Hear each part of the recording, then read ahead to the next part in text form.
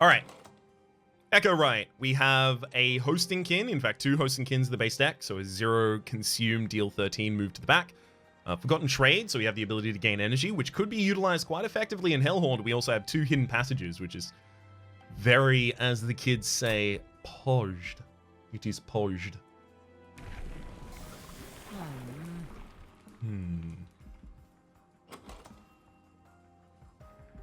Apply armor 4 to friendly units on edge.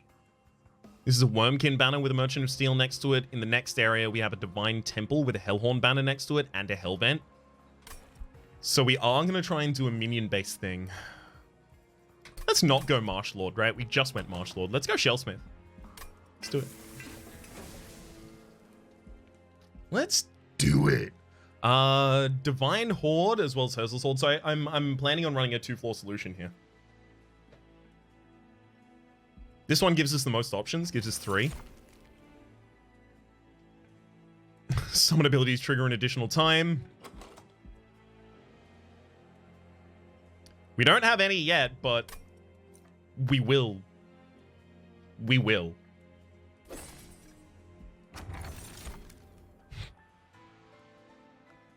When you summon your first imp unit each turn, gain an energy and draw a card and double its trigger. I think we might be trying to nest imps into imps. Have you ever had a 3-floor that's podged at Snogoth? Yeah. Yeah. I get the meme that I don't use more than 1 floor, and I definitely do prefer 1-floor solutions. I definitely also can do otherwise. And be quite fine doing so.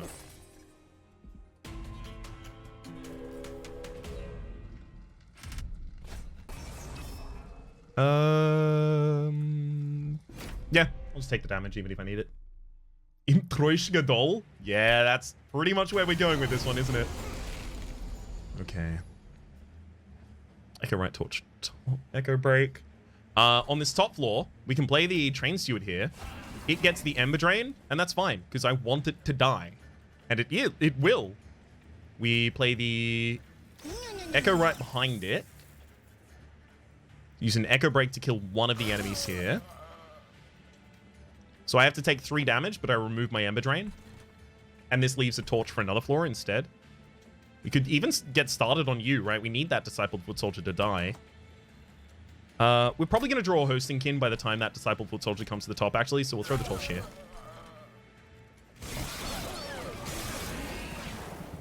That was a legitimate question. Didn't know it was a meme. Oh, right. Sorry.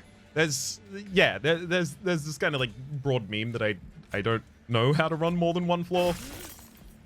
I do though. I promise. I've done it multiple times. There we go. So we need to nest a Transcendent in a Transcendent so you can cast your summon abilities while casting your summon abilities and casting your summon abilities. That would be a good idea. Let's see if Exhibit has anything to say about it. Exhibit? Nope, he's too shy. He's hanging out right off screen.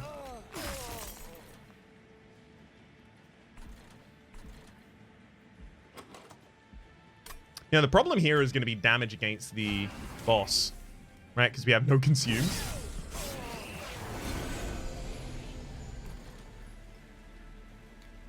I'm going to consume this and that.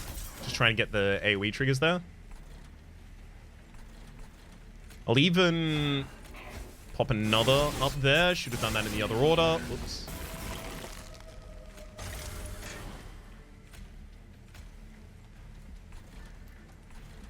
Yeah, I think it is just Echo Break here. Well, actually, that's 2 triggers of your lifesteal that we drop off if we just put down the train. Okay, 2 triggers of your lifesteal drop off.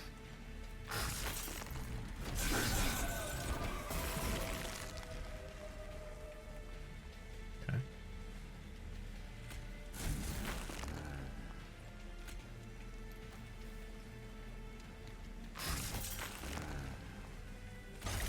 It's fine, we'll take 12. Oh, you have lifesteal, so we actually take more than 12. No, wait, you expend your lifesteal here, so we take 12. Hop, hop. Nice. An Echo Infusion that's already got that on it. The infuse. Like, yeah. Yeah. Yes.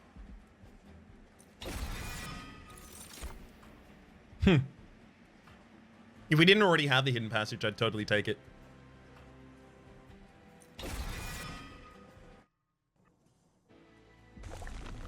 Does Lifesteal even work when hitting the pyre? Yeah, it should. Can't imagine why it wouldn't.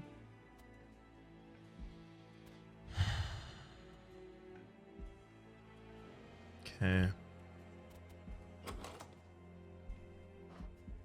I feel like I do just want a Wormkin that I can actually put down.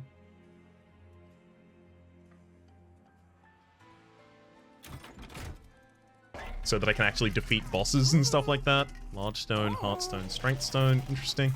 Let's have a look at the Divine Horde next. Whenever a card with Consumer's Blade, restore 5 pyre health. I like that. That's like fill your health completely. It's up against Trader's Quill and Winged Steel. I want all 3 of these quite deeply. When you play your 3rd card of the turn, draw 1. I love that, as you might imagine, quite deeply.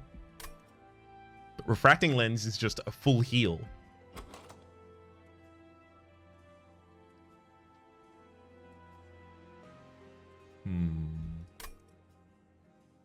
This is difficult. Trader's Quill is also just a bunch of damage, which we could even just need to try and carry on in the future. But I'm assuming my Wormkin unit is going to be good enough for that. We did just get Sophie choiced. Sophie's chosen? Let's say that. Sophie's chosen. The middle one does say draw, but this one says full HP. Yeah, but do you really need all those HPs? I mean, what are you going to do with all of the last one? That's a good point, well made. It's the last one's the only one that matters.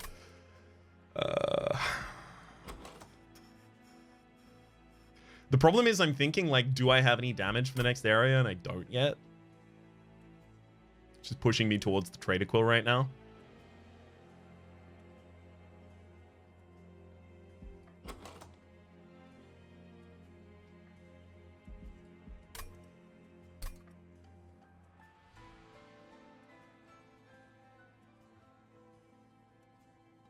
It's going to be a while until I get my damage online, even.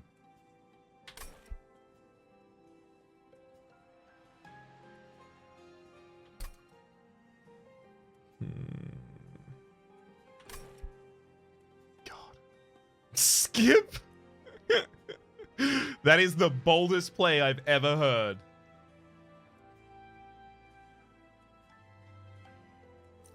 I don't like it, but I have to take the Trader's Quill here. Will it give you reliably enough targetable damage to really help? It's not that it's targetable damage, it's that currently my deck has no damage at all, and I just need some so that I can still live past this fight.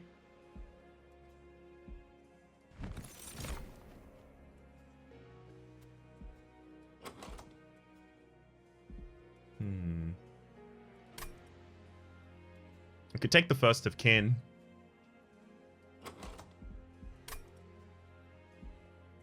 Inspire +2 armor 2. First of Kin is very expensive.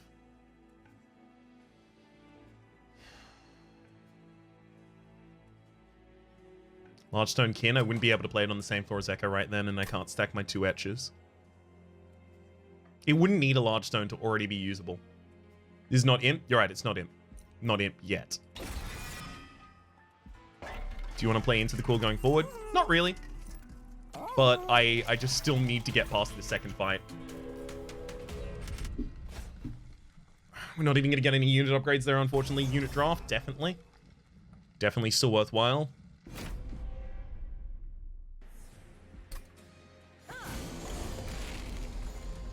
Okay, that Reconciler can still be killed with a single torch, thankfully. Am I going to be setting up on the bottom line here? I may do. Better get a kill against each of these units instantaneously. Guess it's the ability to start trying to hit the Reconciler fast enough to prevent any future whoopsies.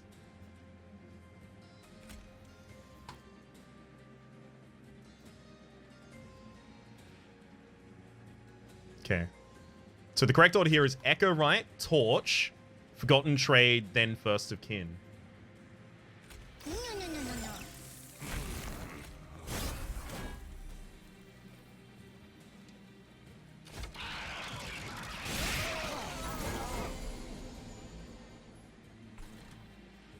Welder Helper definitely goes in the midline here.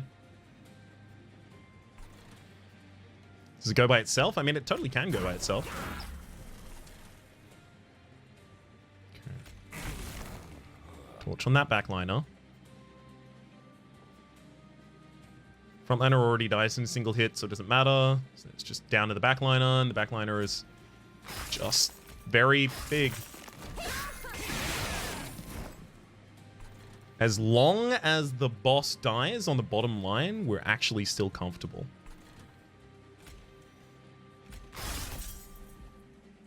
But alternatively, we could just try and throw damage at you. Just in case. Okay, so speaking of the boss dying on the bottom line, we have the ability to kill you, and then Echo Infuse. That's the kill.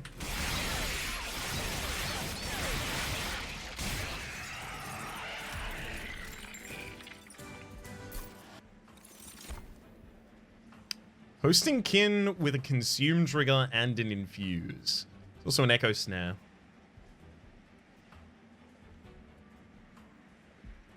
I reap 2 to enemy units. Honestly, it's an etch spell, right? And what we're looking for right now is just etch spells as well as imps. So is this. This is also an Infuse. Infuse doesn't matter too much. I guess it does upgrade the damage from our echoes.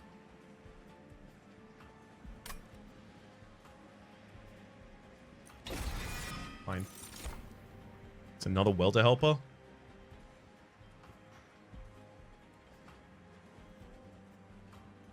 Armor 10 and Summon. Apply Armor 10 to friendly units.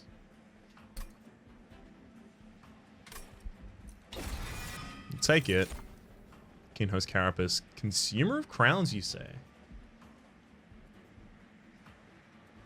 Consumer of Crowns gives +10, and -3 to the cost of a unit. So I could just put that in First of Kin and just be able to play the First of Kin on turn 1.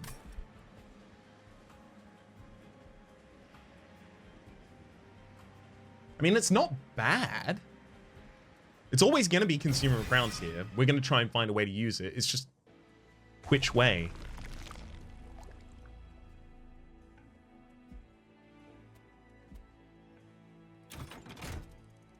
Let's see what we get from the Hellhorned. But Kinhost has double summon effect.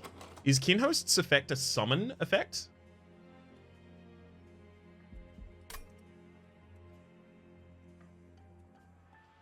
Or, sorry, you mean its essence is a summon? Yeah, its essence is a summon effect. Is its actual thing a summon effect? Because I know it was in beta, but is it still? Because I thought that got changed. Unit... Wormkin. No. Yeah, it's when played. It's not a summon effect.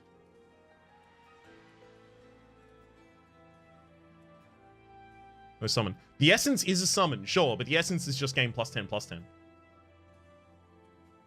So that's like using an essence to give a unit +20/+20. That's not huge. Unless it's endless and you're playing it multiple times thereover.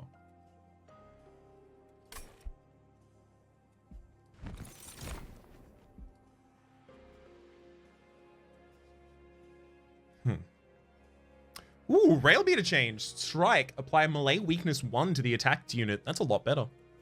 That is a lot better. These are not the ones we wanted.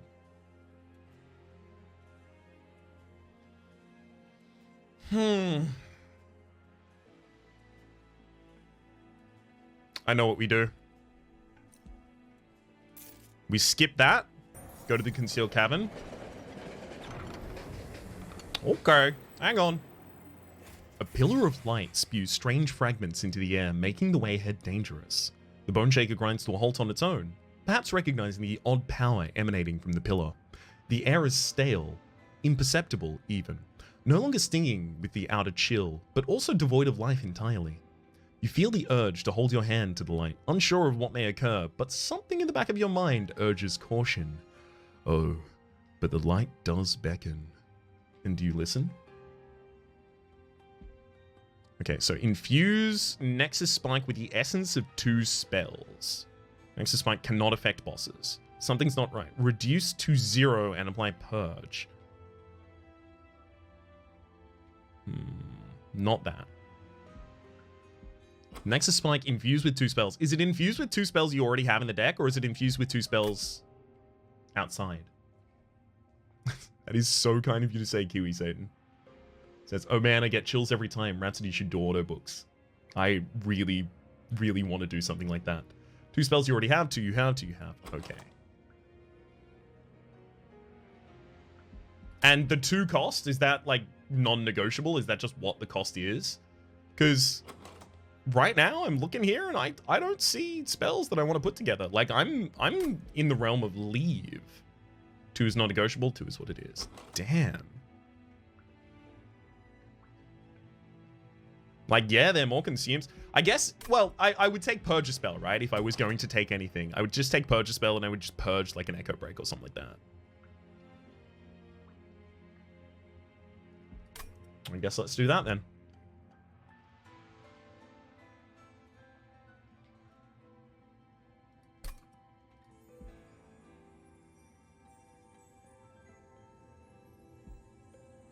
Well, I guess I'm more likely to have... Yeah, I'm likely to have some echoes up at any point. Okay, so it should probably be a torch. Apply multi-strike 2 for 2 Ember is pretty good. Yeah. Oh, that'd be so good. Some part of your subconscious wills you away from the light. It's powerful, but unknown. Tossing some of your own power into the pillar fragments it into smaller pieces, imbuing each one with some of the light within. It seems really strong on the right cards. Yeah, definitely true. Okay. Go to the Divine Temple. Value Stone. Wow, we really don't have the right cards for this stuff. Ooh. Let's engage the Pact. We are going to sacrifice the Consumer of Crowns. We're putting it into the first kin.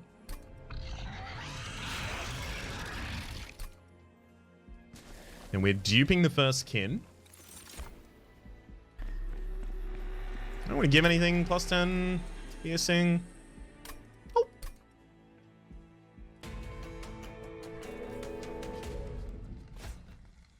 The enemies also creep. I don't know if you saw the end of the last run, Bakan, but the enemies also get very powerful. So could you say the Consumer of Crowns was consumed? This first of kin could be referred to as a Consumer of Crowns consumer. Certainly.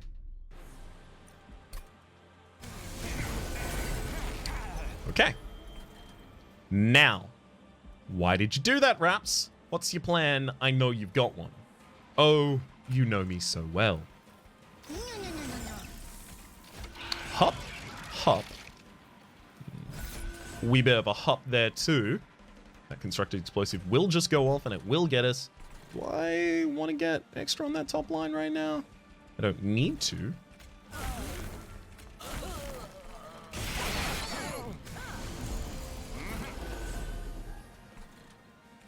Hop. Hop. And that's why we did that. I should have put the welder helper on it first before it went up, but I was too excited.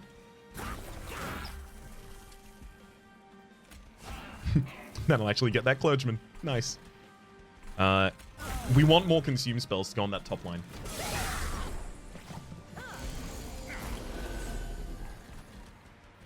So, these need multi-strike to scale super effectively. That's one big thing.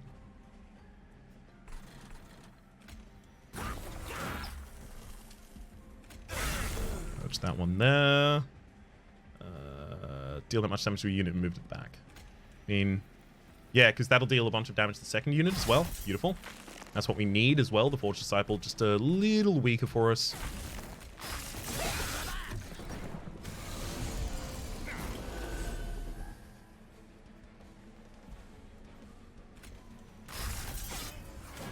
Nice. And another consume card. So what we're going to be... We actually may look to diversify the path of Echo, right?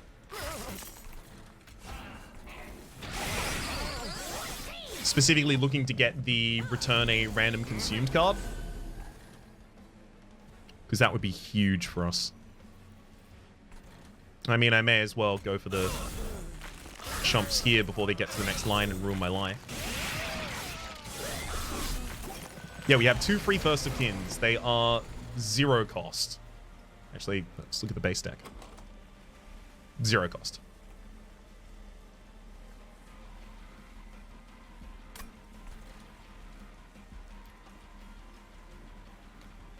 Okay, I'm actually going to ascend you so that I can use the consume card on the floor that it gets the excess value from.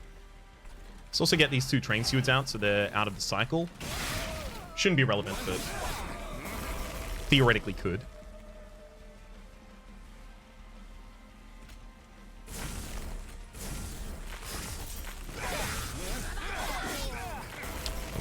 Alright. Echo infuse them a little.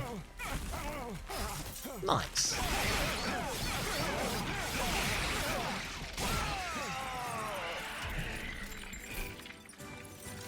It do good.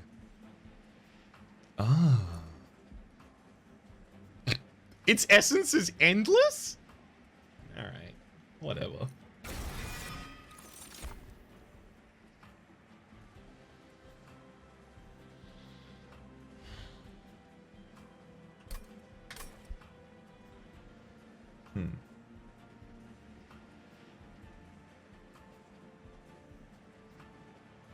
We're running out of good things to do with our imps.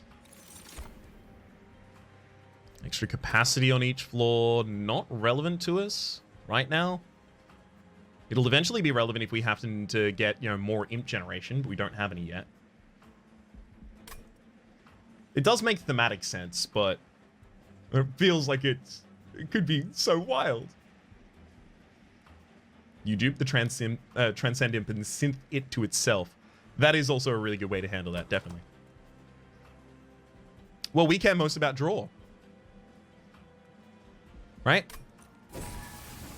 Nice amount of gold right there. We care a lot about draw because we have a lot of 0 costs in the deck.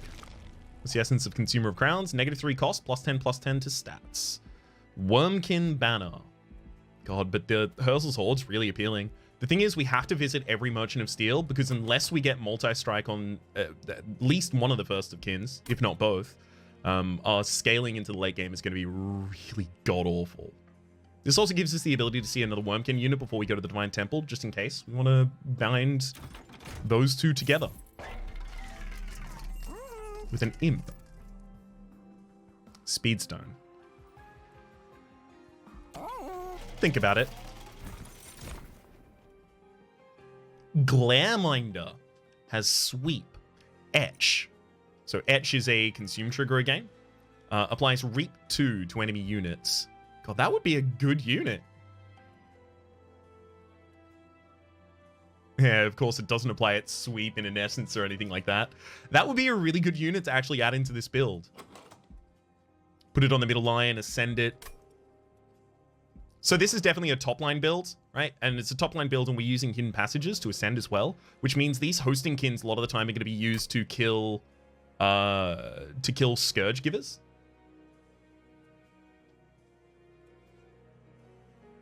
An all-in floor could be nice with Rage Imps. Yeah, Rage Imps on the Glareminder would be really nice. Definitely. I mean, we're taking Glareminder.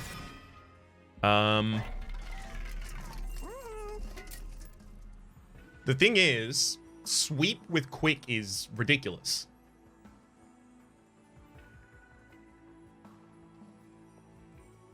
You kill all of the enemies that would otherwise deal a bunch of damage in the enemy backline and stuff like that before they do anything.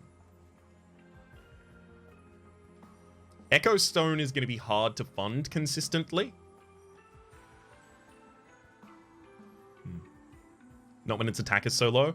Not necessarily, because we have the ability to look at other things as well, right? We've got Rage 7 as one of the other upgrades here, and the other is Echo Stone, the one that I was just mentioning. +3 damage per candy. Put a kin into Sweep. I don't think I can sacrifice a unit that already has an Essence. Otherwise, that would be really good, right? Because this has Etch, apply Reap to enemy units, as well as Etch, gain 5. That would be really good. But I don't think we can. Definitely taking this upgrade. Also, Rage Imps, it's not like you can put them on the top floor. Yeah, so these are going to require a little bit more micro until we figure out exactly how this is going to end up working out. At the moment, we don't have any Rage Imps, so planning around Rage Imps isn't necessarily what we want to do.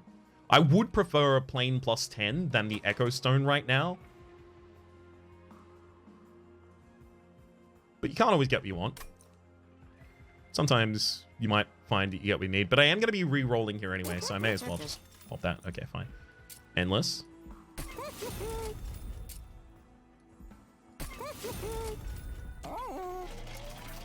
So we didn't get Multi-Strike. We did get Endless. Upgrade a spell to gain Spell Chain. Echo Infusion could totally have Spell Chain. So could Forgotten Trade. That would be a ridiculous amount of energy for us if we wanted to at some point. But the thing is, we don't want to, and it doesn't necessarily help us right now. Might be good in the future. We don't know yet. +10 Magic Power and Piercing.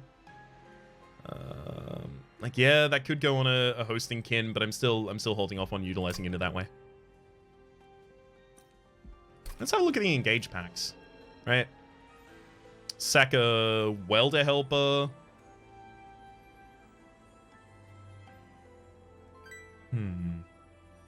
If I was to sack a Welder Helper into a Transcendent, right, and it had summon apply +10 armor to friendly units, will that stack that +10 armor to friendly units into the Transcendent as well? Rito, thank you very much for the 22-month subscription, says Monster Train. That's a damn good pun right there.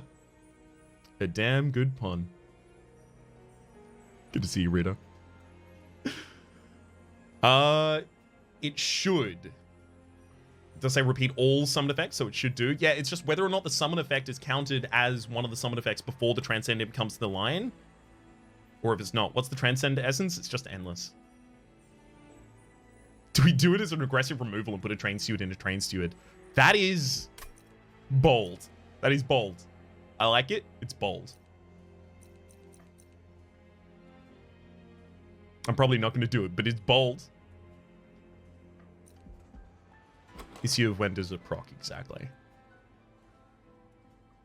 The thing is, this Transcendent just being replayed constantly to give a bunch of armor to friendly units is nice.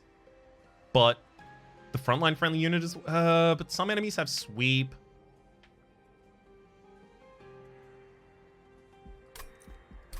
Screw it. I'm doing it. I'm seeing how it works.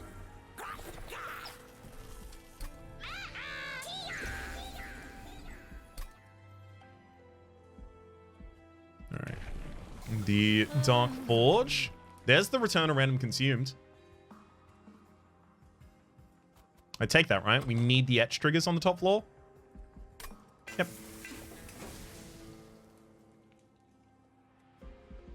Yep. Okay, then we continue. We have a Dark Trade in the next area as well as a possible Hellvent dupe. That could be another Transcend Imp if we want it. Really depends on whether or not we get an Imp at the end of this battle. Because Imps that just give us a bunch of armor, not super jazzed about. Ah, yeah, Spikes 4. That's fine. Imps that just give us a bunch of armor, I'm not super jazzed about. Imps that give us more than that? Well, suddenly the jazz is back.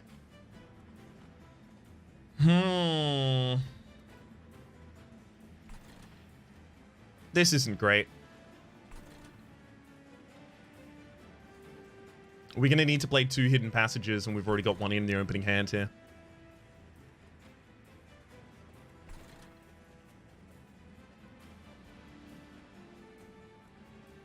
Like, I guess I could set up on line 2 with Echo Right and Glamminder right now. Use Hidden Passage to ascend a Light Harnesser and take them out before they start becoming a problem.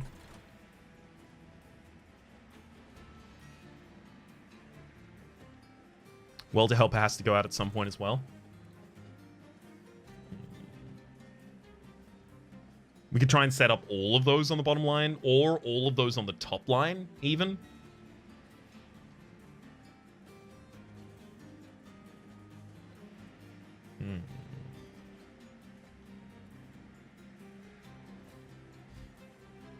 We have to do a lot of thinking here, because this is desperately important that we get it correct. could also use the hidden passage to weld a glare on the second line and ascend it to the third. Mm-hmm. Yeah, that's true. Problem is glare mine is then going to be in the back line, so I don't really care, but I guess that prevents it from taking too much damage. Yeah, it is going to be sweeping against spikes, right? So yeah, that is a good line. That is a good line.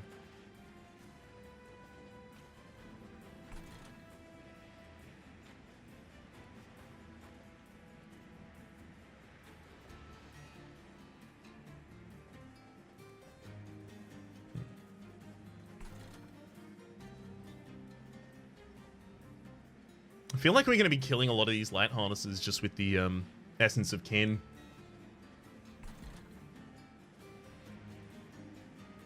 Gosh.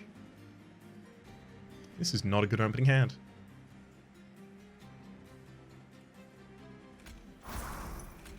Let's go for the draw. A torch.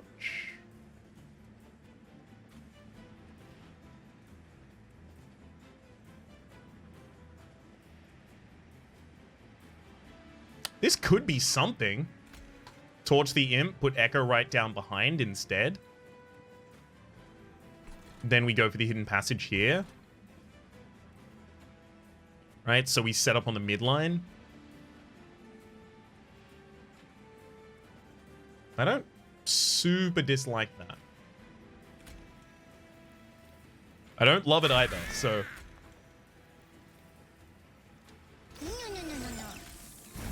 both directions covered. Okay. You come up here. You've got regen 10? Wow. Will I put a train student on the top line? Yep. We'll take that Emma Drain. Because Forgotten Trade comes back into hand, so it's not a problem for us. Rough. We haven't really got etch triggers on this floor either. Gosh, I guess I put a First of Kin on the top floor. I just have to because it's light harnesser. Nah. Means you go on the bottom floor, you'll probably get ascended later on. That quick sweep means we don't need to focus on the collector at all. Fine. We can do some excess damage with the Reap. There we go. It gets that kill. Lock there.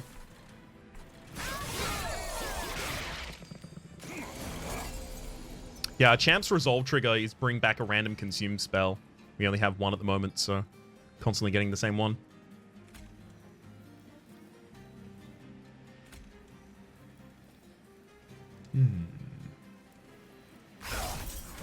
Let's definitely knock that to the back.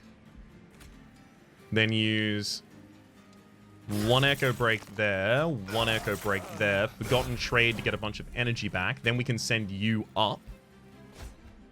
And we can do a final consume here if we really want to. Yeah, we're going to have consume spells every turn anyway. It's about getting as many etch triggers there off as we can. Sweep has quick, it'll go fast no matter what. Yep, I know. That's why I said it didn't matter if I killed the thing in the backline at all. I mean, this thing has spikes on it, so I still do want to kill it.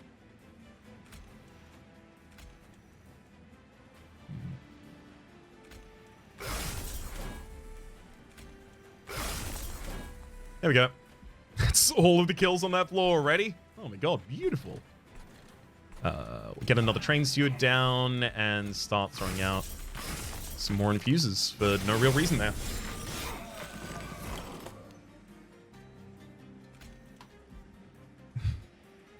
There's the Transcendent, ready to help.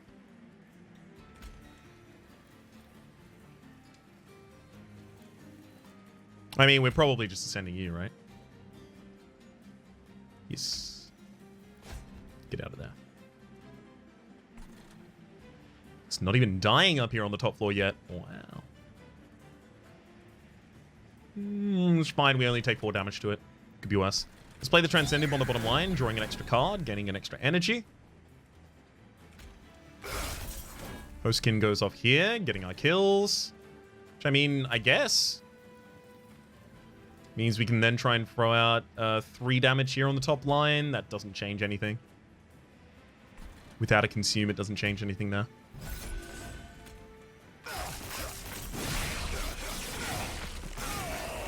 Kill the imp. It has 90 armor. That is not happening. Novel idea. Impossible, though. You come up here. We'll kill you by yourself.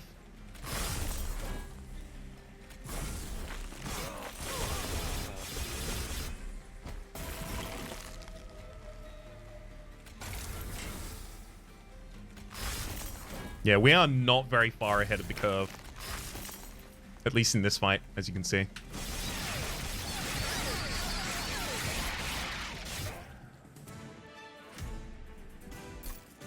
Ooh, guild marker. Good pickup right there.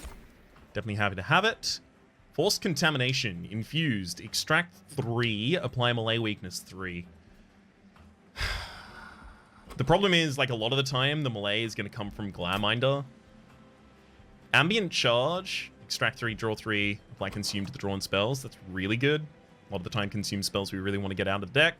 We want to consume as many things as possible. It's an etch deck. It's definitely ambient charge. Oh. Damn.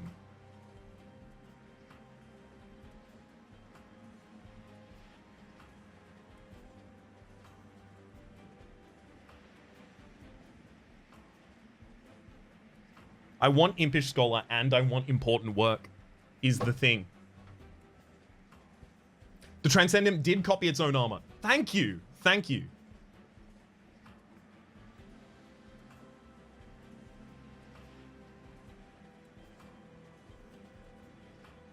Yeah, Impish Scholar giving us back consume spells so we can actually do the etch triggers are really good.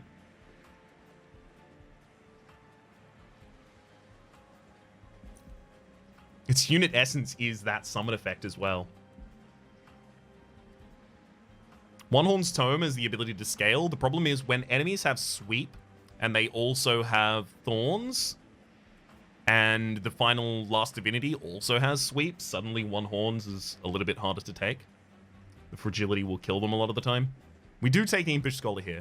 It's just I really wish I could have taken Important Work.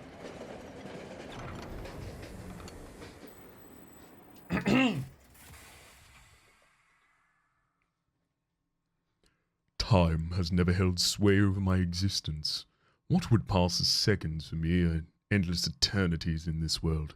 Your existence is of little consequence, and yet, were you able to take the child and the mother from me? You were able to take the child and the mother from me. I don't feel as you small beings do, but I did contract. So I've contracted time to a circle. There's no end, only beginning again. Forever. Replace your precious pyre or leave hell to freeze. It has no meaning. You are doomed to repeat your struggle over and over. That is your punishment. Even my own defeat. Temporary. You feel yourself begin to contract. Do you submit? Submit to choose a divine artifact. You best believe I'm going to do that. Divine Concussive Coals. Remove this artifact after a battle. Oh, neat. Apply Dazed 1 when an enemy enters your train. There's also the Divine Notice Stone. Whenever you consume, all cards gain +2 magic power for the rest of the battle. Friendly units gain +10. Remove this artifact after the next battle. Divine Notice Stone, right?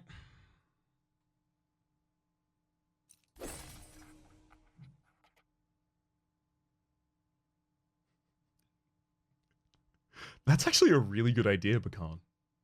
Gonna file that one away in the old brain. Your pyre was created here, did you know? The titans of the elements, created by the mother to carve out this very world, sacrificed at Herzl's request and infused into the very life force you carry aboard that vehicle. All that sacrifice. For what? Fuck.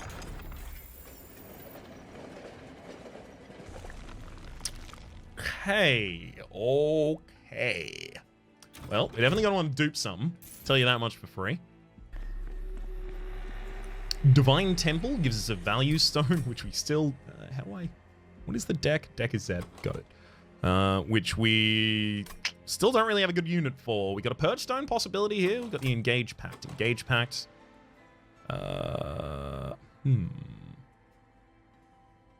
Glare Minder doesn't want the Impish Scholar or anything like that in. I could put, like, the Impish Scholar into the Welder Helper. Just condense them? Scholar into Scholar? Dupe the Scholar, put a Scholar into the Scholar? Oh. That's devious as hell. Okay, there's a Merchant of Steel in the next area, but we probably avoid that for the Merchant of Trinkets. There's another Merchant of Steel in the area afterwards. We would take that one. There's another Merchant of Steel in the area afterwards with a Hellvent. So these are for fishing for Endless and for Multi-Strike, if we do that plan.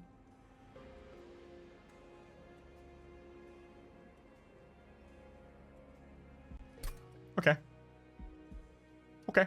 I like it. Coffee says, first time at your stream wraps. Don't tell my boss because I'm always working. I promise to keep it from them. Thanks for tuning in, Coffee. Good to see you. All right. We pull Ven. I mean, but the Transcendent really wants it too. Wait, why would I dupe the... Because if we dupe the Transcendent... Well, but we dupe the Transcendent, but then we only ever play it once. We need an ability to kill our own Transcendent if we want to actually take advantage of its Endless.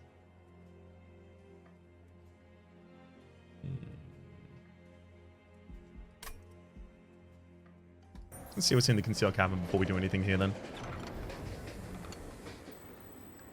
The Bone Shaker barely stops before the scrawny, winged scavenger starts talking. You know, I got this feeling that we can't shake that we've met in another life. Lots of times, in fact. Like we just keep doing this over and over and over again. But you just go on resetting and forgetting. Makes you think about our existence and the larger purpose here, you know?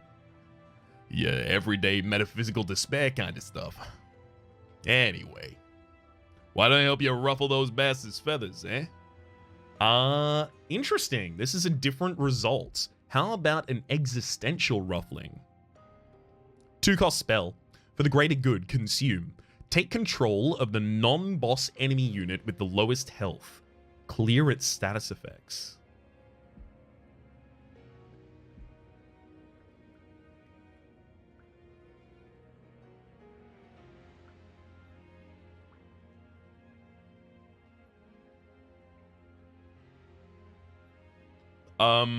This is new. Let's do it. I like it. The thinking man's strategy. Hit him where it really hurts. Right in the morals.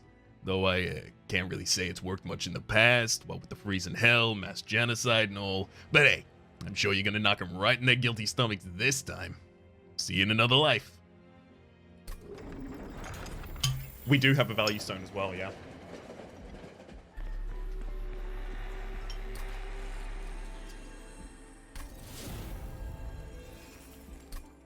That seems good. Do we maybe dupe that?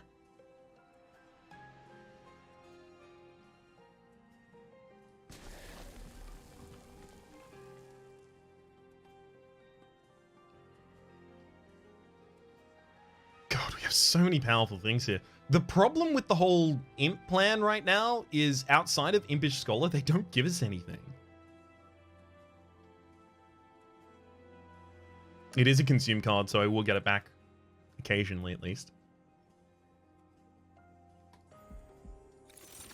Let's do it.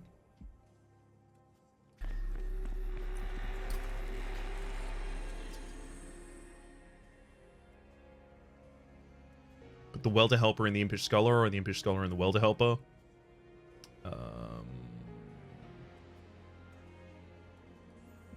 Welder Helper in the Impish Scholar.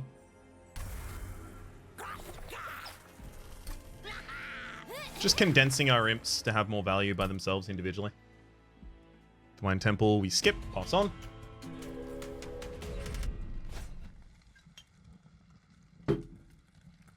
We want our imps armoring themselves less, no.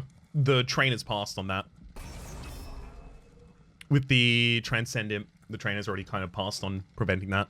At the start of battle, enemy units appear on each floor. This one's a little bit more annoying, but they're also very low damage. Ah, no, no, no, no, the patch shards. Okay, so they actually could be pretty annoying. Oh, no, but they're all base. I wonder if they all have to be base. Well, Again, we don't get a first of kin in the first hand. Thankfully, we still do have the ability to ascend. Unless we get both first of kins before we get any ascending. Bannerman 1903, thank you very much for the tier 1 subscription for the 8th month, says, I just got out of a hot tub drinking pink gin. My God, living your best life out there. Thank you very much for the subscription. I hope you had a good night.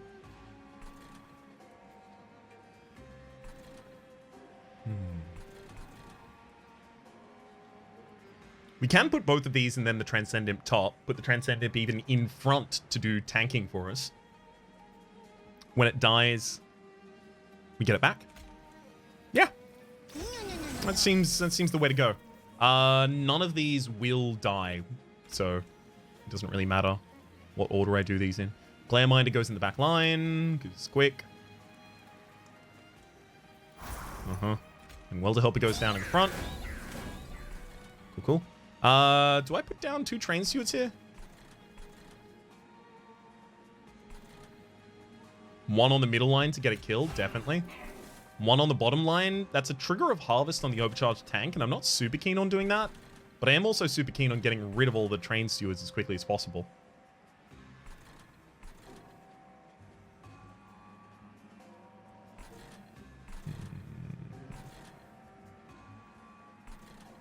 In the mid line, it wouldn't even die. Unless... No, wait, but I can't also torch. Middle line for a second kill. Middle line, it won't... it won't die to this wave. It will kill one of them, and then these come up to the next line. So it's just like playing it on the bottom line. Except next turn, I wouldn't have the ability to play an etch and then put that up. So it has to be bottom line. Oh, that gives harvest... It gives armor to the whole floor when it harvests. You're bad. I don't like you. Control lowest health enemy unit. Okay. That's first of kin there. And then we etching killing for the greater good. That's not... Wait. Collect... It's going to target the collector?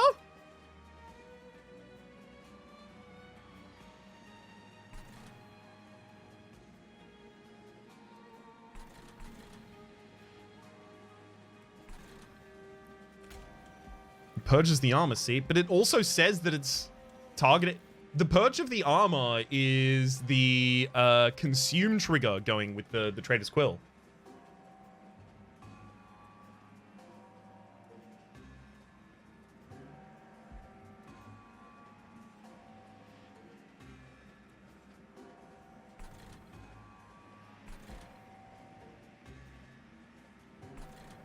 I mean, I want to take one of these ones, right? Just get some buffs here on the top floor if I'm doing it. Does it block the attack? What do you mean? Playing the for the good? Probably not. I mean... Here on the bottom line, it would take the Quill Marksman. And then they would actually deal a bunch of damage back to the overcharged tank. Do you get the money? No. Because its Extinguish is gain 75, but Resolve is triggers after combat, flees from battle. So it'll flee as soon as we do that. It's just bottom line.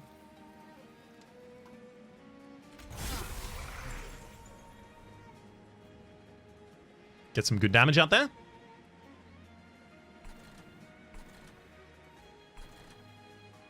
And then this one wants to stay healthy. We're not even going to play this first of kin yet.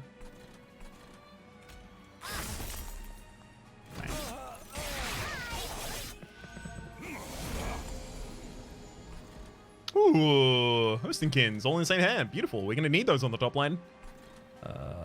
Speaking of the top line, let's ascend you. Hosting kin. Hosting kin. We're just looking for etch triggers here, so have to play them all. 11 and 15 by 2. Great, so those will die on that floor. 15 by 2 on that floor too. The Divine Notice Stone is actually starting to scale. We can even kill that backliner. Nice. Then we can even put a steward there, and nice. Nice, nice, nice.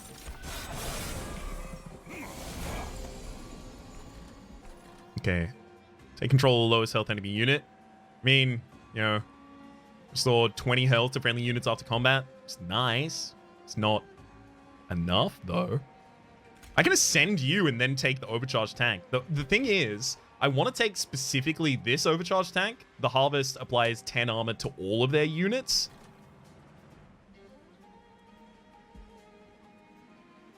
What causes Etch? Etch is triggered on a consume card being played.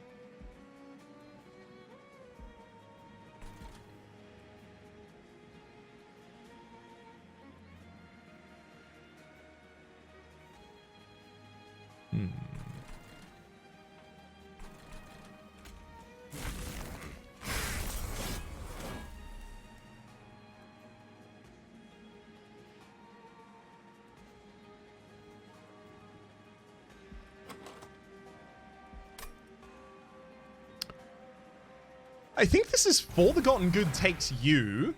Great, you go in the front line as a tank. And then Impish Scholar goes here. It gets us a For the Gotten Good. Perfect.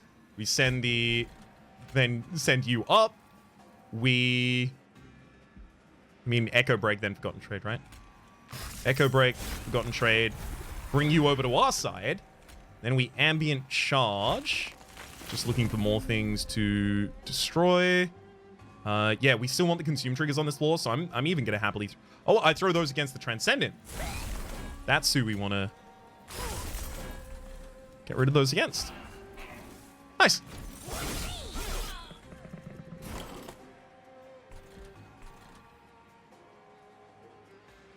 That train steward in the midline was a problem. It's gonna prevent the First of Kin going up to the top floor, which is really where we wanted that. Oh, well. It happens. Let's try and thin down the next line as much as we can. So we'll ascend you, so we get that double kill there. And then we're looking for Torch kills the back line, front line dies by itself. Now we have the ability to possibly get back the consume again from random effects.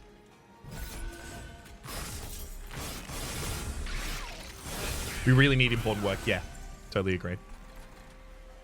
Got the wrong consume card there. It happens. It happens.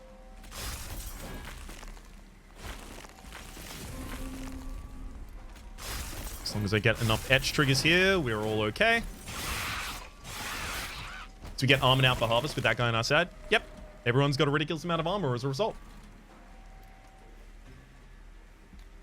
Honestly, I could probably just send the self-made Harpy up. It'd look a lot like that.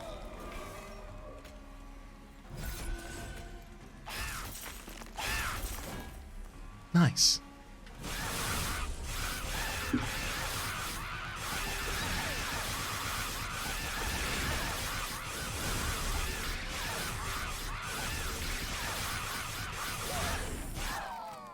Nice. Return Soul. Return a spell card from your discard to your hand. Apply Infused, -1 to its cost and consume.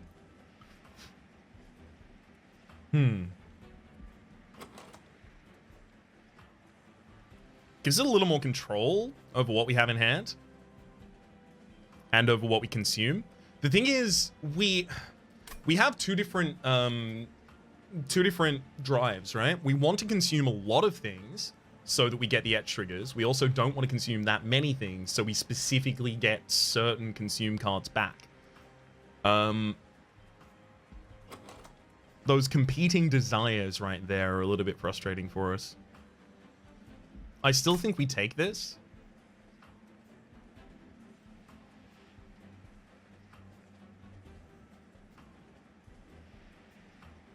Do I?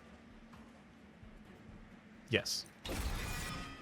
Yeah, because we want the etch triggers. That's another Impish Scholar right there. Pie Chomper's also there. And heck, even Battering Ram is there, which is a hilarious amount of damage with the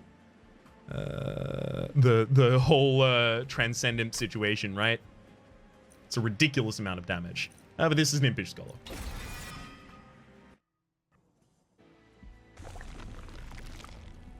Okay, this one we have to go for the Merchant Trinkets. Next one we cut across to the Merchant of Steel, and then we're just going Merchant of Steel from then on out.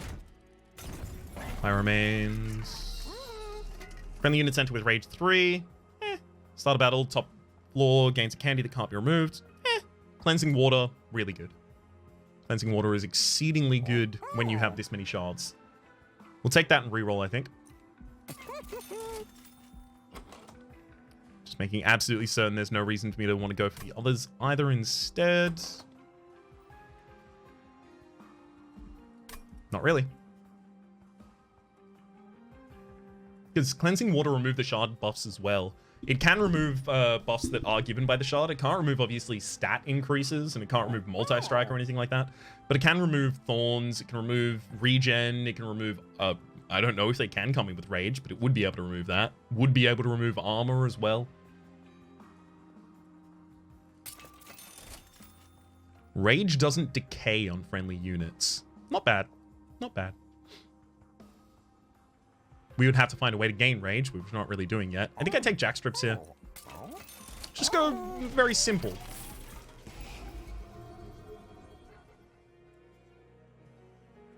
Yeah, first cycle matters the most. Still gotta cut the train suits then. Chazza says, hey Rhapsody, I've just started streaming. Are there any tips you'd give to a new streamer?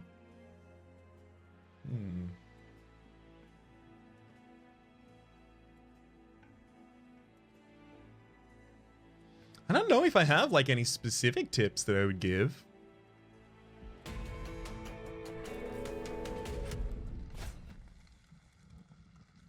I'm not certain. I'm not actually certain. There's like infinite things to say, right? But like a specific thing? I don't know. General tips? Like, you know, stream games you like because that is a sustainable way to approach it. Don't stream games you don't like just because they're popular, because that's not sustainable for you as a person.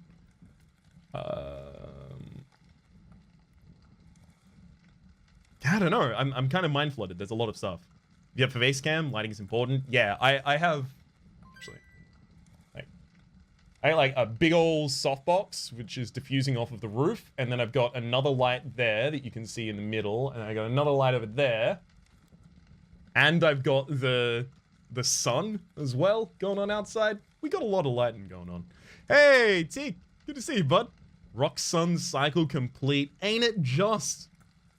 Think of the subscription. Enjoy emotes and chat, and welcome back to the Republic, bud.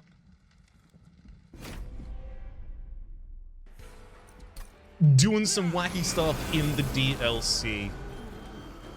The Consumer of Crowns makes a 0 cost out of most things. I make sure best tip for a new streamer is press the go live button. That's true, right? That's kind of like the most general one, which is experience is the thing that will make you better.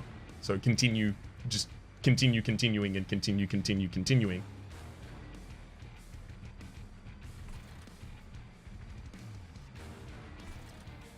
As much as I do want to play the...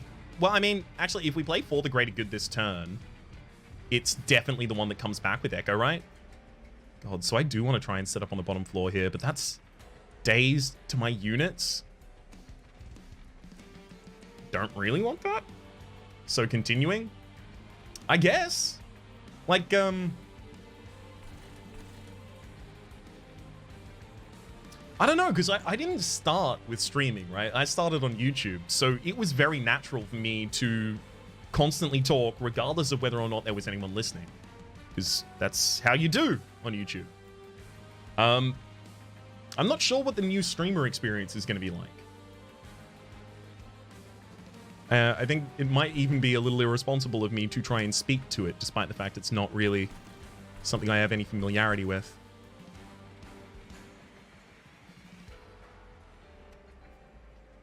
Don't even have an imp in the opening hand. Alright. Let's go Echo Right, Burst of Kin. Glourminder hits the midline. Do I just still do the Forgotten Good here?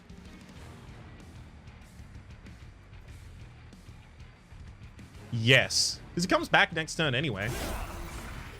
There we go. Thin down what we have to do there, and then Return Soul doesn't even hit anything right now, so we can use that just for a trigger.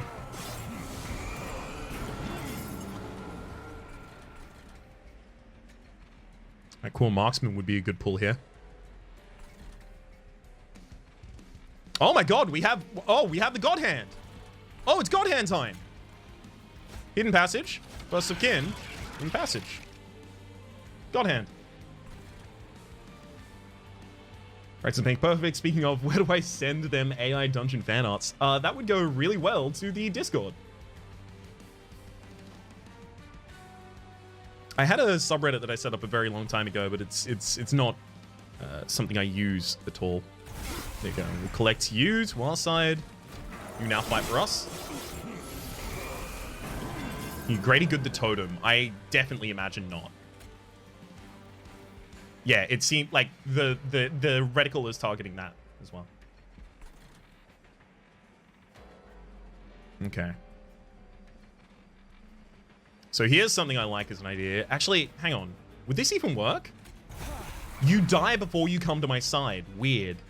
I mean, makes sense, but also weird. Extract 3 to draw. We don't have any extract lines yet.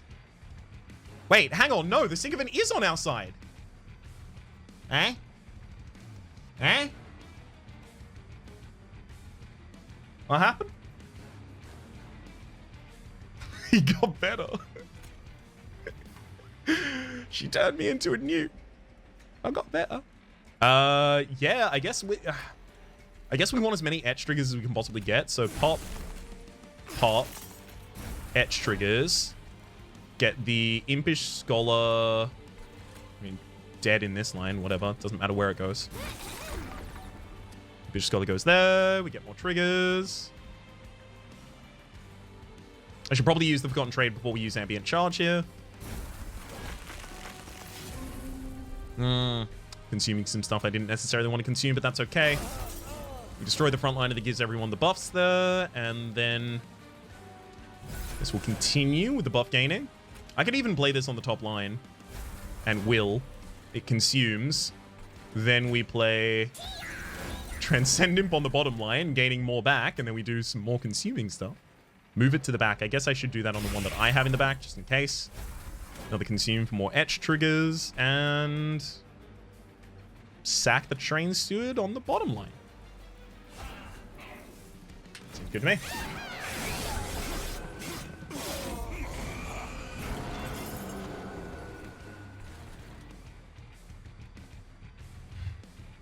I mean, I can take a Clipped Reflector here, but also I don't really have to. So I get one and it... Okay, so it gives me a copy and the enemy dies. Right? It's not... So I wonder if that triggers their harvest trigger... sorry, harvest triggers. Their extinguish triggers, if they had any. It's just got incant gain armor 10 as well, by the way, so it's just nice to have there. Another sack in the midline. I can probably buff you.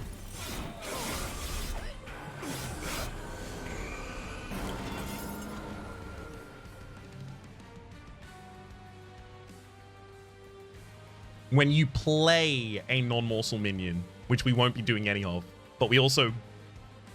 we don't have Greater Good in hand, so it's not like we're debating whether or not we use that. Consume. Consume. Hey, we're actually going to get the Transcend Imp dead here too. Good news.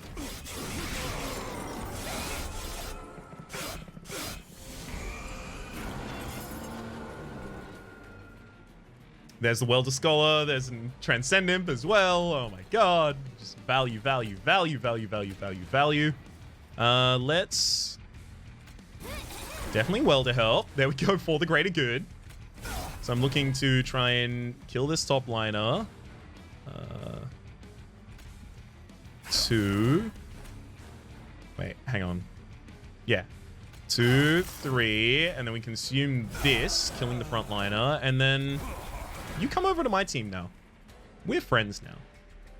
And it resolves to gain damage. Nice. This is wild. Okay. Bunch of For the Greater Goods here as well.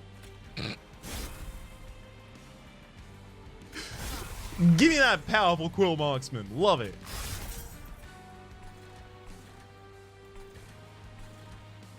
I don't really have too much else I want to do right now. I guess I could ambient charge and then try and consume more spells on the top line. Actually, that seems pretty good.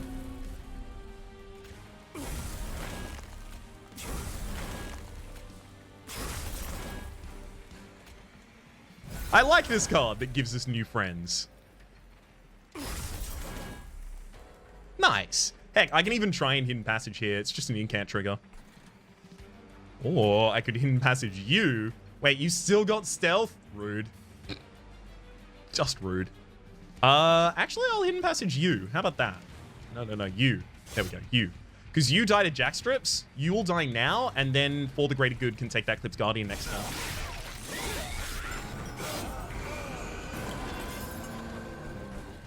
Should we get it? Sorry, it can take it should we get it. My apologies, I stammered there in the middle.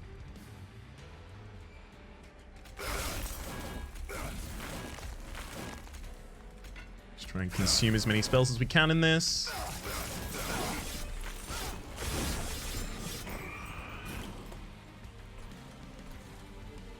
Nice.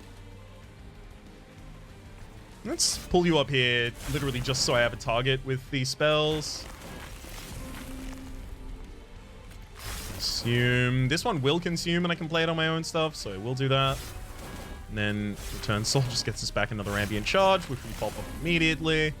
That's a bunch of etch triggers there on the top floor. The thing is, still with no multi-strike on any of the First of the Kin, like, I'll tell you one thing, Trader's Quill turned out to definitely be the correct choice in retrospect. You can use it on the mini-bosses. Good. Glad to hear that. Was wondering if that was going to be the case. Can't take control of you, unfortunately.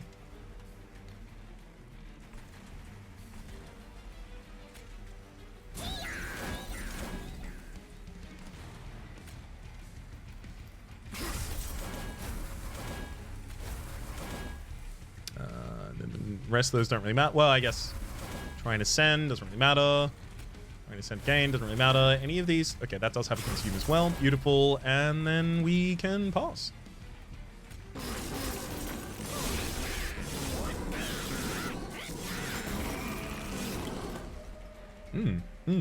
It's just a lot of health. It's just like an unmanageably large amount of health that we have. There you go. So the real win condition for this run is to stack all of the mini-bosses on the top floor during the final fight, right? If we can, that would be neat. Spike of the Hellhorn with a infusion up against a Dark Deal. Dark Deal is really appealing here. The idea of putting Dark Deal on Glamminder, just so we have a more powerful sweep, quite nice. Gives us a little bit of possible scaling in the deck. Spike of the Hellhorn, we don't really generate a bunch of energy. We do have the possibility with the Forgotten Trade, but we also don't play that many infused cards. Maybe if we had the energy in the Transcend Imp, Spike of the Hellhorn would be the play here.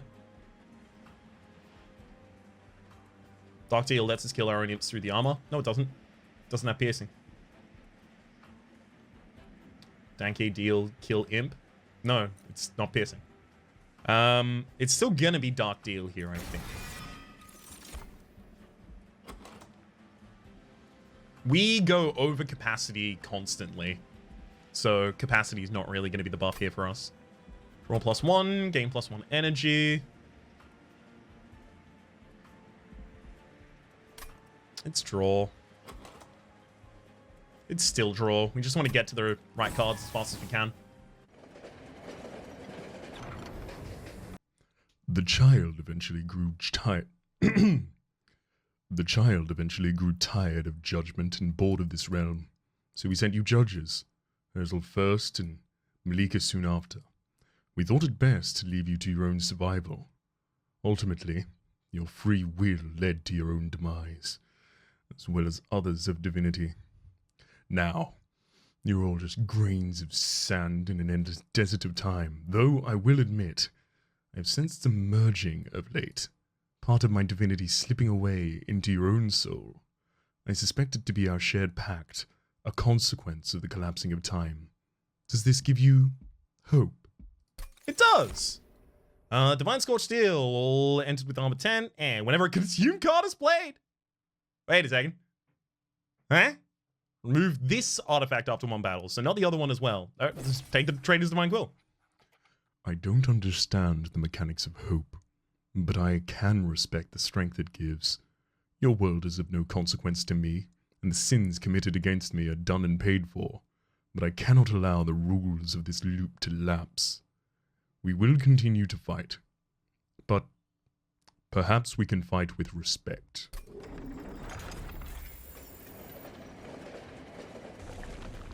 Alright.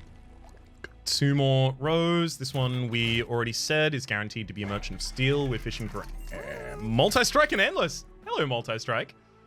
Let's put you on a Consumer Crowns. Do I need Endless? Yes, because that Impish Scholar just gets Endless and then we're just balling out of control.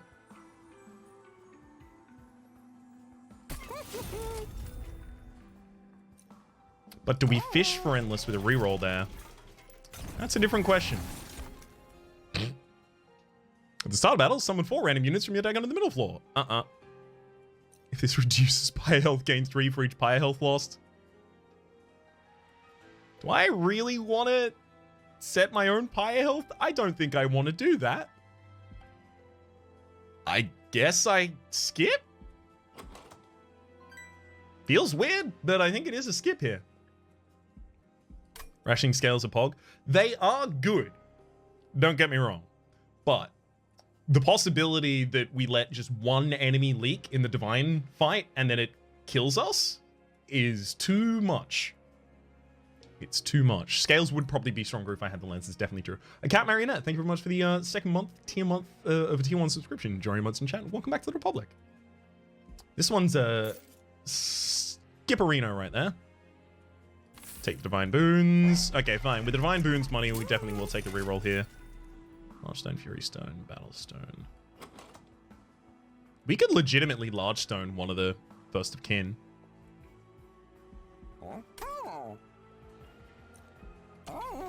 I'm not going to, but we could.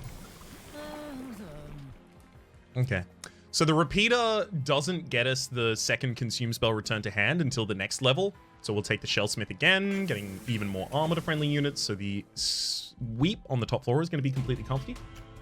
What's the new faction? The new faction is Wormkin. Instead of me quickly going through all of the things of the Wormkin, is there anyone in chat who feels particularly comfortable explaining some of the cool things about the Wormkin to a Cat Marionette, so I don't have to do the kind of detour for a huge period of time? Much appreciated if you can. If you can't, that's okay. Where's Echo Right gonna go? That's a big question, right? Because at the moment, it's Glareminder, First of Kin, go on the top line.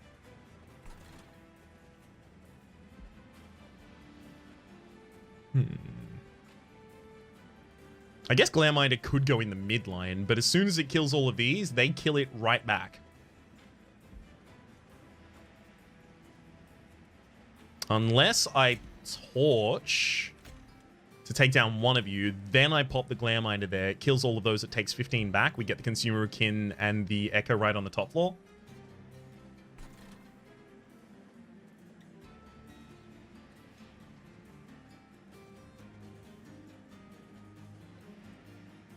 Oh, sorry. This is the last Divinity, the one that we did the public beta for previously. It's finally actually released. A fair few things about it have changed, but we're probably on a similar level now at least. Okay. Or I could use a Hosting Kin. It kills 3 of them because of the 2 relics. Wow. But that's also what we want to do on the top floor with the etchers.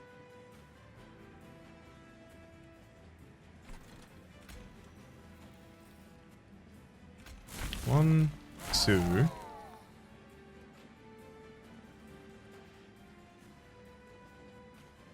And I return soul. Right? We can do this. Return soul a torch. Then torch through. That'll also die as it goes to the next floor up. We play the Glareminder here. And then we go Echo right behind the First of Kin. Yeah, behind the First of Kin up here on the top line.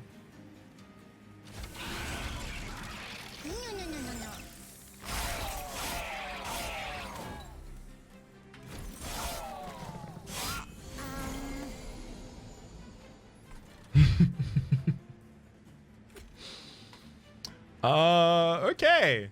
Okay. Well, okay. Okay. Well, let's see what we can get done here. We can do that.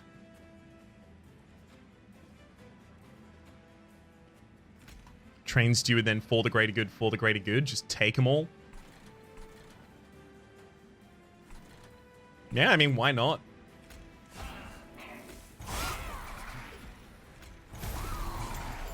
It's a clear answer right there. Why not? Transcend him. I think we actually do play you on the bottom line. We may even put the First of Kin here, so we have the ability to start ascending it. Because it'll go behind all of the other units there on the top floor, so we can't be with that. And etch triggers still want to occur mainly on the top floor where available.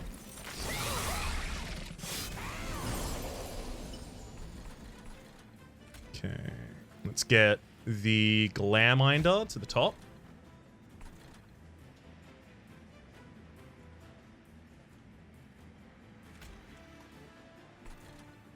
Don't have excess units up there to play around yet, so that'll go there. Oh my god. Yeah, gain an extra energy, which we're going to use to do nothing. Give extra range damage to the back line, and then here on the bottom line, what can I do? Echo Break, and then one more Echo Break. Nice. We take more damage on the first of the kill, but we also remove a lot more from the enemies here. We want paths to only be like one enemy where possible for us. Okay, so we have 8 cards in hand. We go for the Impish Scholar. I guess the Impish Scholar can totally be in the front line. That's fine. Right, we gain it for the greater good. Good. That's something that we're going to want here on the top line. On Harvest, apply armor 15 to their units. So how about you apply armor 15 to our units instead? It's very good. I don't have the ability to ascend again. Maybe I leave the Transcend Imp in the deck right here, because it's just going to pull out a bunch of cards that I can't actually even play right now. Is it? Yeah. Yeah, it is. Send you to the back. Keep going with etch triggers as much as we can. Extract. Interesting. Let's get Ambient Charge out as well this turn. Hidden Passage. Not really what I wanted to see there, but it's okay. We'll send you up. Then do I want to Impish Scholar and get that back soon? Not really. Doesn't need to be soon. Let's just get the Train Steward out of the deck. What's theirs is mine. Whew. Another Echo Infusion available, as well as another Hosting Kin. Nothing else happens this turn, so let's just play the things that are obvious. Midline, don't really need to worry about that. I mean, I can just kill the... Yeah, let's try and remove at least a couple of these backliners, because they're going to be really annoying later on. Hey, we got it for the great and good. For the great and good. For the greater good, rather, there. Okay, another Hidden Passage to get you to the top line. Having all of our triggers up here. We can return Soul a... I mean, I guess we could do it to a Hidden Passage, even. But let's do it to an Echo Break. Cast that. Frontliner was always dying. Giving us the ability to play Ambient Charge. There's another Transcend Imp, as well as the Impish Scholar here. I really don't even know which units I take at this point. Like, maybe I just take that unit and then play Impish Scholar down here and then get the... Oh, we didn't get the ability to do it again. Dang. I was hoping I was going to get the ability to just continue doing the same thing over and over and over again. I mean, like, when the fight is won, maybe I just stop. Full stop. Maybe I just don't need to continue.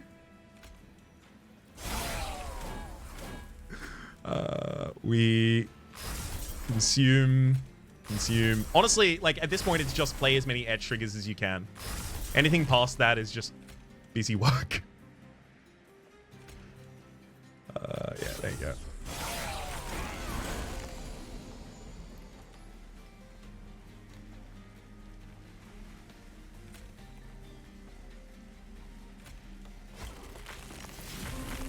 Interesting. Interesting. You go up. Mm-hmm. You go up again.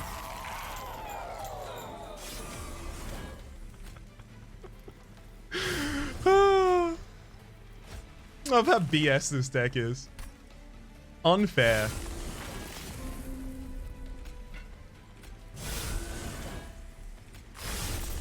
All right.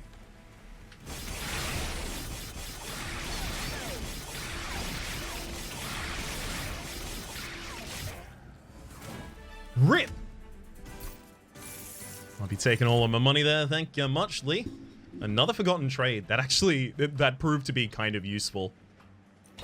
I'll take it. Even more imps. And it comes back occasionally. I like that. And then we're still looking for multi-strike and endless over here. So look at the merchant and trinkets first. Units get an extra upgrade slot. Okay, okay, that could be a really big first kin. Oh my god. Oh my god. You know what we do? We dupe this, we cut the other one. Sorry, we dupe this and we cut the other one. I was gonna bury the lead by saying we remove this, then we dupe this, but... Well, thank you, game. Having a look at the Divine Temple, there is Value Stone availability here.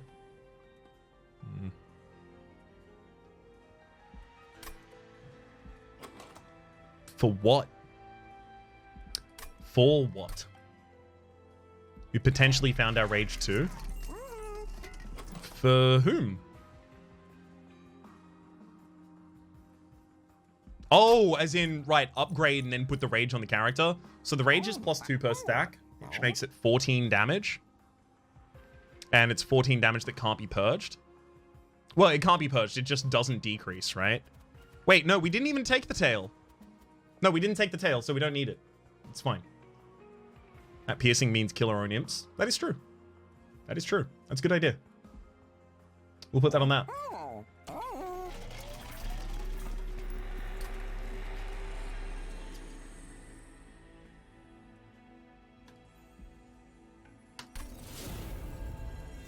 I like that.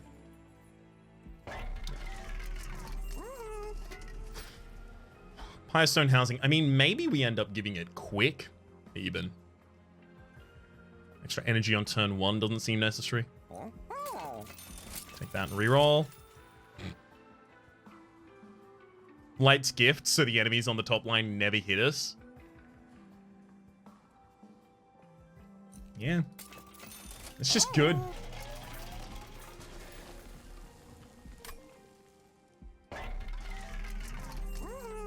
We didn't take the Firestone housing. So we're still exclusively looking for Endless now. That's fine. I wasn't going to buy any of those anyway.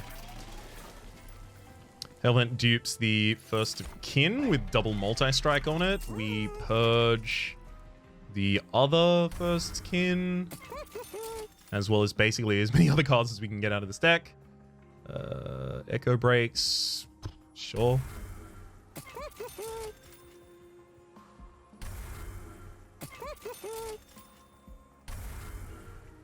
We didn't take housing? Nope. Oh, we did! Oh. Well.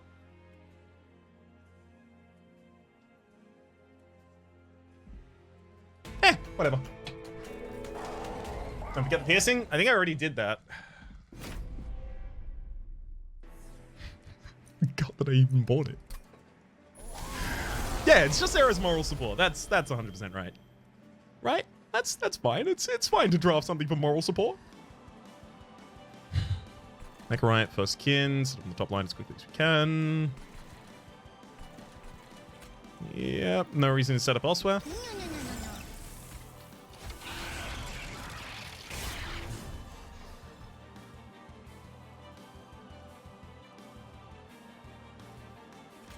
I mean, I think I still do Forgotten Trade right now. It comes back next turn anyway, so it's definitely correct to do it, actually. Let's get part way through your defense. Mm-hmm.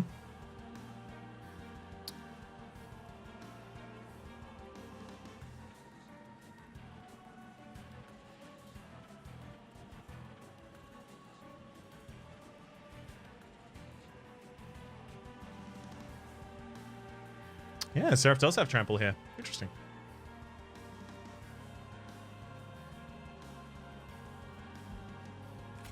Let's use for the greater good.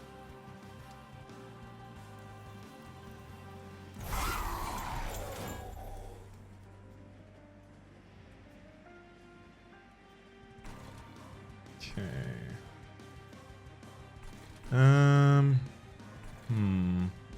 I don't want to cast too many times on floors the enemy is already all on top of.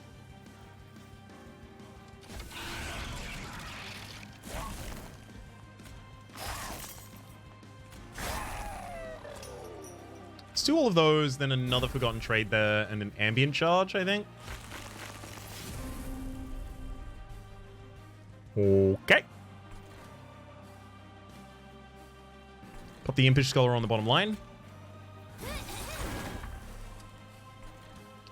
Another for the greater good availability here. I mean, I can kill the frontliner with just a Forgotten Trade and then go for the greater good.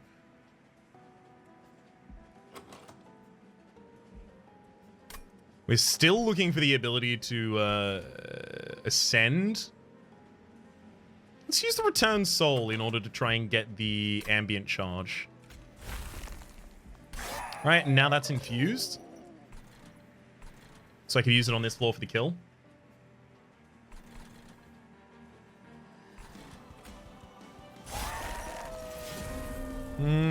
For the greater good got back to us.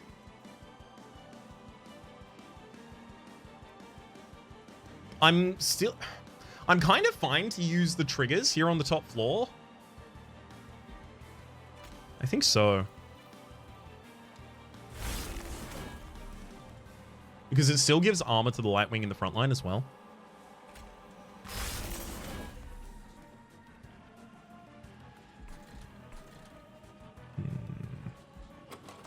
Well, to help it to get back, maybe Ambient Charge. I like that.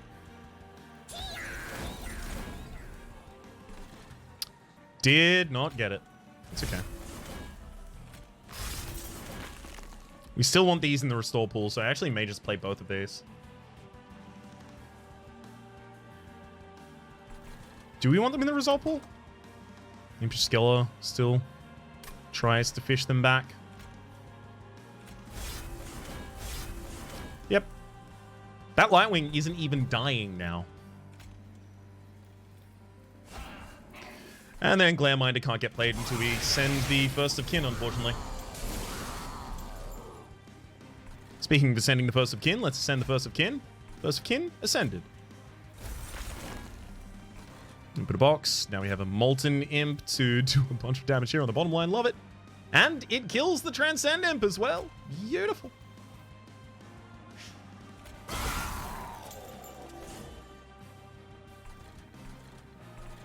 Okay. Can I get back to the right card in time? Unlikely. We just want to do as many consume triggers as we can. I can just send this unit to the back so it doesn't have to worry about its melee weakness ever. It's not a bad way to do it.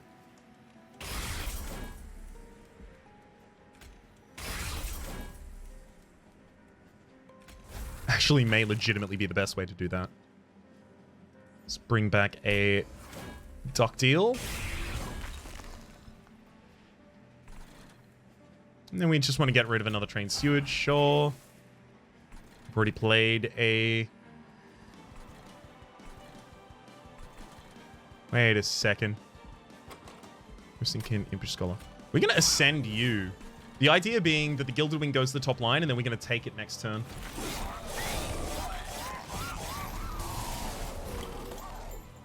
Mm-hmm.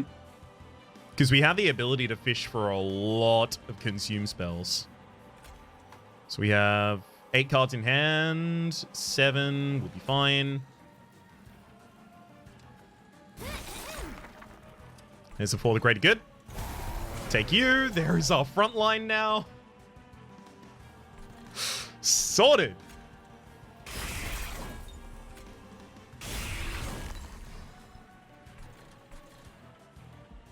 Infused to return nothing. Just yet, at least. I mean, I can pop the Glare Mighty here, but then it dies immediately thereafter. But we can do that and then transcend him. Hey. Beautiful. Got another copy of Imp in a box. Play that on the top line. Ah, Impish Scholar. Fledgling Imp. Good to finally see y'all. Fledgling Imp for a bunch of damage there on the bottom line. The Forgotten Trade gives us a bunch of energy back, so we can just continue. We... stop? Don't even know the meaning of the word. Literally, please. I don't know. Let's... Piercing kill you. None of this is going to be done perfectly, by the way, because there's so much that can do. Ah, no, I didn't want to consume that one. It's fine. Whatever. It's just about etching. Just etch as much as we can. Let's see if we can kill Seraph the Patient this time. Okay.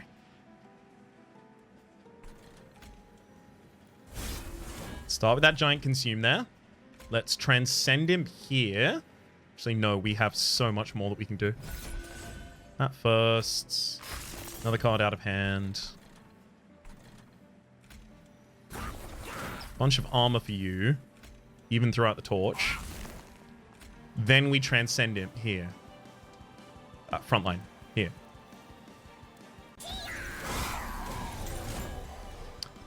That's a lot of cards we just got back. Alright, back to the top floor. It's consuming time. Well, we have a boss to consume now. We actually should probably consume them instead of ourselves. Let's hide a passage there. Get more consumption out here. Even block that front line. Consume again. Nice.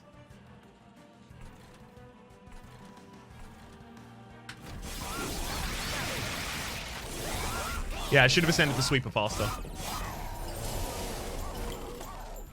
Definitely true.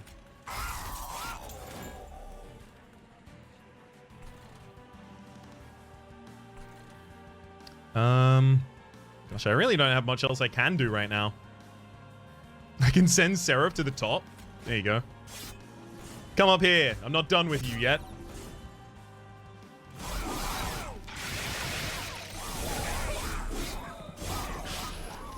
Murder the Imp. We destroyed our piercing one. So we don't have Imp murdering yet. We will soon. It'll die this turn.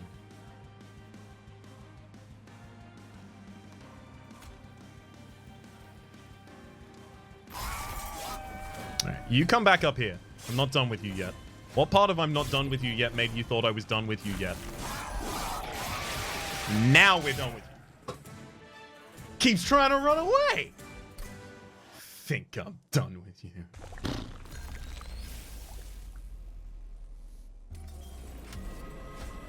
I'm not allowed to get out of here.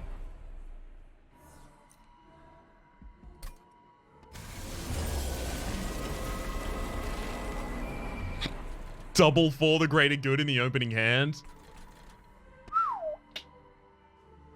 That's something, to be sure. That's something. Could even Dark Deal one of you first. Even hosting Kin the other one. Incant +2/+2. Oh my god. I'm actually going to do that. There you go. Number 2. And then... I mean, I don't want to set up on the bottom floor ultimately. But this can just be a fun thing that happens on the bottom line. Top half sweep to let you know. I know. Echo Right has Etch, apply armor 8 to all friendly units.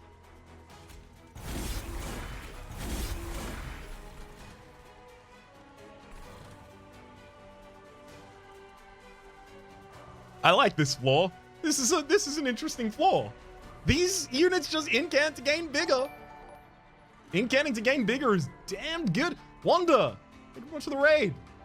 Greetings, y'all. We're at the end of a pretty nutty run. The only way I can describe it to you is infinite consumption. Get big. We will get big. Thank you very much for the raid, Wanda. All right. We want the Echo Mind. We want Glare Mind or Echo Right top floor. We can set them there now, or we can wait a turn. We can set them there now. We're fine.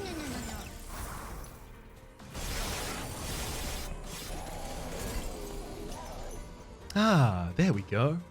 That's more like it.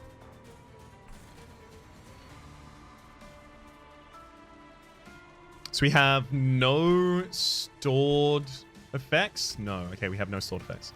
So first of the kin. Get up there. Consumption. Consumption. Should probably get my second first of the kin down. And I guess I can probably just put my Transcendent directly in front as well. It's actually probably a good idea. Get a draw on an energy. Nice. Let's use that for the buff. Still? Yes. Still. Just in case. Don't really have any other units we can throw, so sure, just get some incant triggers on the bottom line for myself. There's another for the greater good. That's great. And it's good. And it's exceedingly full. Ocean King goes out on the top line as well as double torch so that we can then Forgotten Trade.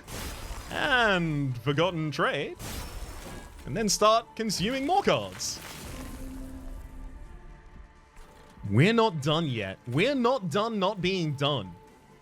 Return Soul takes back a hidden passage, which we'll use to finally get the other kin to the top line. Etch even more here on the top line. More etching again. I actually care about the etch value of these more than I care about anything else, so we'll even throw that out there too. And then the bottom line can just be a Fledgling Imp. Oh my god, that drew the Impish Scholar. Alright. We keep on keeping on. More imps, please. Return Soul can bring back Ambient Charge. I don't really want to burn Ambient Charge, but I will be burning my whole deck eventually anyway. So I do want to burn Ambient Charge. That's fine. Ah, this is the piercing one, unfortunately. It's okay. The Transcendent is already dying this turn, so I don't need to manually get it myself. So just consume there. I do want the Transcendent to die, so I don't want to put a Welder Helper down here on this line. I cannot put it on the bottom line, though. Alright, so we hold.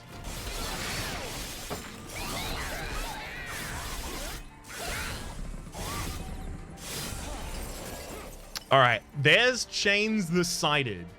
Now, I might not be able to take Chains on a top floor because it looks like we're cutting through the last Divinity pretty quickly here. But I can try and... Ooh, actually, hang on. Would I be able to send... Oh, I can take them and then try to send them on my side. Huh. I don't think you want to take it. Yes, because it has the weight of contrition as its resolve. Okay, we won't take you. Dang. That's okay, though. So first off, I need to have 3 spaces in hand. I do have 3 spaces in hand. We go for an Impish Scholar on the bottom line. I don't need to use Forgotten Trade first.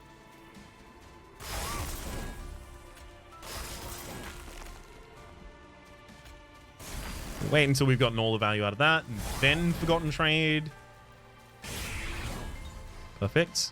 For the Greater Good could try to be used here on the top floor, but it's not great. I could Hidden Passage the Light Wings away, and then use it to take the Clipped Shaman, gaining 20 health to all friendly units at the end of combat. The thing is, now we have so much armor that that's not really going to add any effect to us.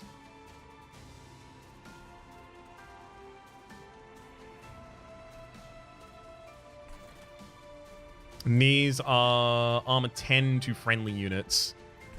Okay, that is one that we would want then.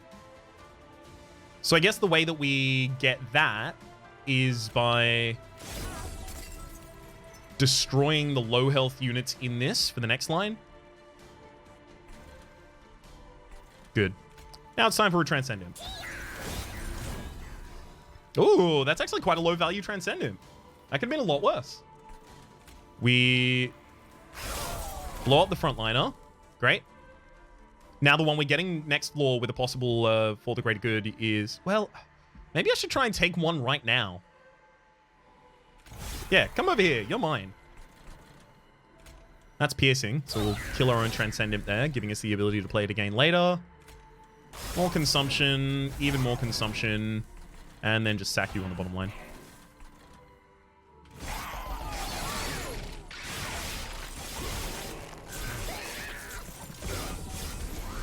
You cannot stop us.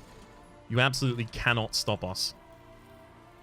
Right, we got a Weighted Contrition into an Echo Infusion here. Just try and get... Do I want to get more Consume cards out before I play the Transcendent? Probably not. Yes? Probably not yes? We do want to get cards out of hand. That's a priority. Certainly. Alright, Transcendent. Hey! Hidden Passage. So I can ascend this unit. That's what I was looking for. And then for the greater good, so I can take the enemy version of that unit. Now, anytime an enemy dies on this floor, or anything dies on this floor, actually, because it's got Harvest, we apply Armor 10 to all of our friendly units on this floor, which is 6 units on this floor. Every time we etch, we give +5 to the first of kins, which have 3 times multi-strike, so they gain +15 damage overall. And also, every time we consume, we deal 30 damage to the front enemy liner because of the Trader's Quill.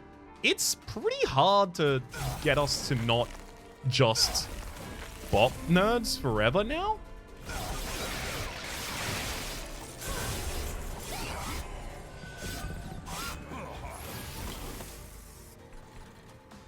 It's pretty hard to stop this.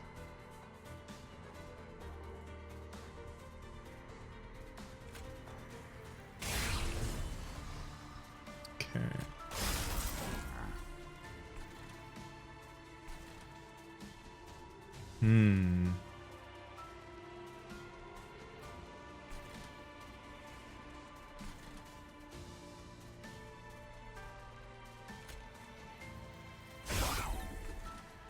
We actually need to try and get one of those out there, I believe.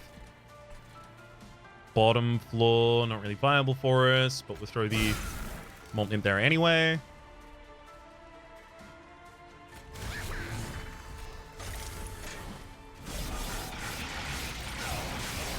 What's the hard unit cap again? It's 7. 7 per floor.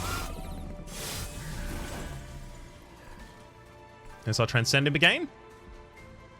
Okay, we do have the damage to cut through all of those. I was a little worried about whether or not we would, but we do, so everything's fine. Take that back. Transcend on the bottom line, and then Transcendent's not going to get killed there. Might get killed in the middle line? Yeah, might get killed in the middle line. It's getting closer. At least it's getting closer.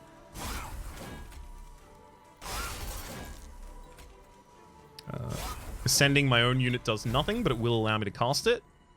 And let's cut another torch out of this deck. Nice. I would like to play the video game, says the video game probably. Oh, it got to play for a really long time today. Oh, it was there for most of the matches. I didn't even kill it instantaneously many of the times.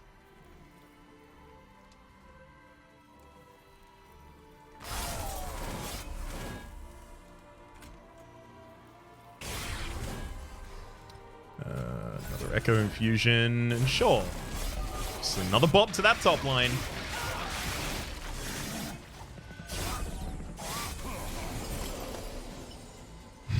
It's the Welder Helper again.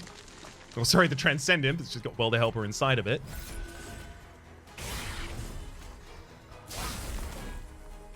Free up as much space in the hand and then play it. Hey, we got a For the Greater Good here. Which means we use the Echo Break consumes there. And Last Night of the Disciples. Welcome to my team.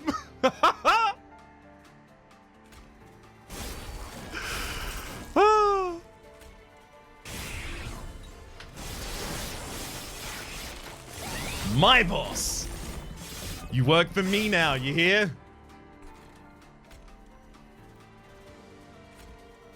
Okay, let's Echo Infuse, pop out a Dark Deal even. The Ambient Charge will get us those 3 back, so we'll use a Torch as well, get all of them back.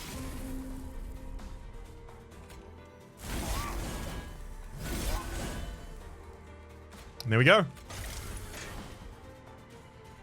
Let's slow this one down to normal. And just watch them fly.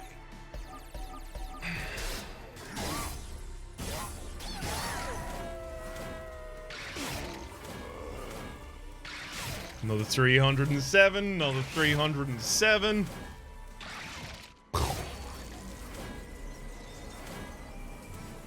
A solid 205 to finish.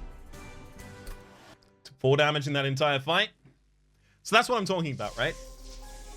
A deck that balls out of control. I will say, here's a weird one. If we didn't hit the double multi-strike on First of Kin, I don't know if that makes it past. Don't know if that makes it past without that. It was getting pretty close in terms of the HP by the very end.